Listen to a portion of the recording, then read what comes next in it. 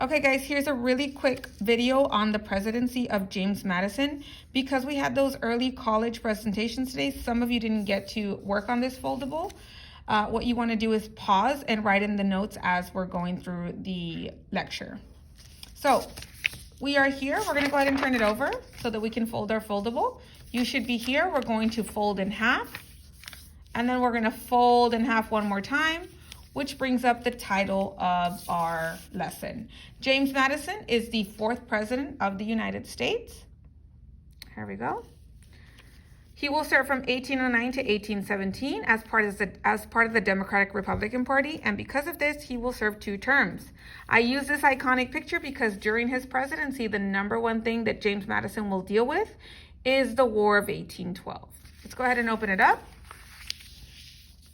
That first picture is going to be the picture of Dolly Madison, wife of James Madison. She's considered the first lady.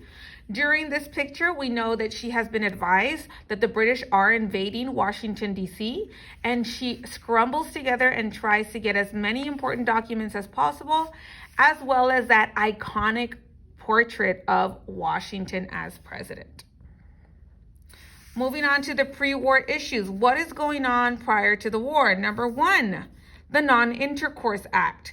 This act was replaced by Madison. It replaced Jefferson's Embargo Act. What was the Embargo Act?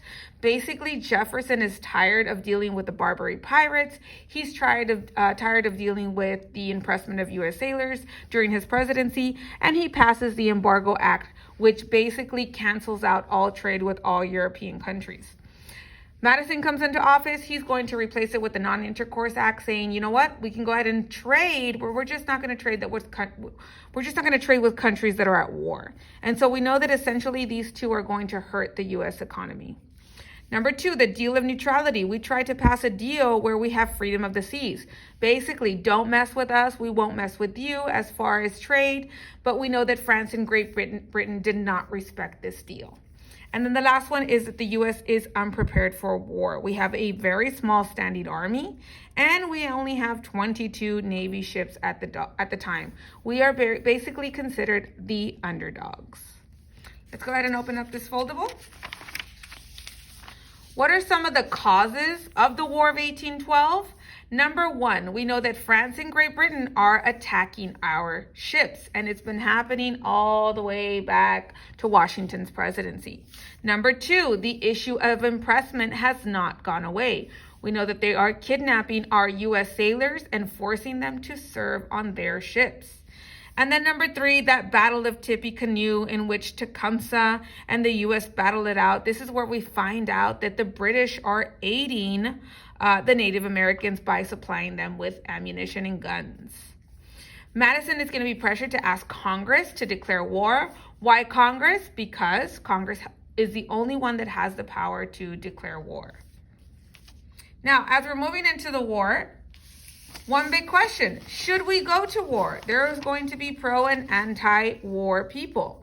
Pro-war are going to be the war hawks. These were young congressmen. This means that they were serving in Congress, and they were descendants of revolutionary soldiers who favored war. Basically, they either grew up hearing stories on the American Revolution. For example, John C. Calhoun and Henry Clay. Henry Clay is a character that we will continue to talk about as we move into the antebellum period and the Civil War. Who's going to go against the war hawks? These Northern Federalists. What is the Federalist Party made up of? Rich, fancy, educated type of people. And if they're from the northern region, they are from the New England region. Why did they oppose war? Because it's going to affect trade. And who do we want to trade with? Great Britain. Moving into the War of 1812, what are some of the significant events? Number 1, we know that the British are going to burn down the White House. How did they get access to Washington, D.C.? Because our troops were not able to stop them at the Battle of Bladensburg, they are marched in unopposed into Washington, D.C., not only burned down the White House, but also burned down Congress. Number 2, in honor of Fort McHenry's attack, this is the Battle of Baltimore, Francis Scott Key was aboard one of those British ships. He was trying to negotiate the freedom of some impressed sailors. He witnesses the bombardment of Fort McHenry and writes a poem that will eventually become our national anthem, known as the Star-Spangled Banner. And then after this, we know that there's negotiations going on in Europe. The Treaty of Ghent will get signed that'll officially end the war. However, because there is no communication, or because it takes long to get all the way back to the United States, we will still have one more battle. And this is going to be the Battle of New Orleans that was fought after the treaty was signed. Andrew Jackson will become the hero of the Battle of New Orleans. He defeated the British even though he was outnumbered. This is where Jackson calls upon the common people. Anybody that was willing to help fight for your country was encouraged to fight. And he becomes a hero and the 7th president of the United States. As I mentioned, the Treaty of Ghent, signed in Belgium, officially ends the War of 1812. James Monroe was sent to negotiate with this treaty, and he will later become the 5th president of the United States.